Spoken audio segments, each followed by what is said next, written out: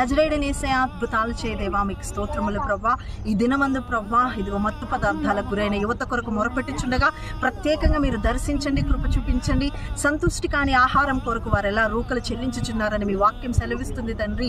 అయా ఇదిగో ప్రవ్వా వారికి అనారోగ్యాన్ని కలుగు చేసే మత్తు పదార్థాల కొరకు విపరీతమైన డబ్బుని వ్యయపరుస్తూ, సమయాన్ని వ్యయపరుస్తూ, ఆరోగ్యాన్ని నష్టపరుస్తున్న యువతని ఈరోజు దర్శించండి మీరు ప్రవ్వా.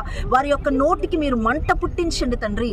అటువంటి మత్తు పదార్థాలకు బిడ్డలు అలవాటు ఈ జీవితాలను పాడు చేసుకొనకుండా మీ పరిశుద్ధాత్మతో వారి పాపమును కడిగి ప్రవ్వా వారిని బలవంతులుగా నిలబెట్టండి. యవ్వనులు నీ చేతిలో బలవంతులైన బాణముల వలె వాడబడుటకు మీ కృపా కనికరాలు తోడుగా ఉంచి నీ సన్నిధి కాంతి, నీ ముఖ కాంతితో బిడ్డలను దీవించండి ప్రవ్వా.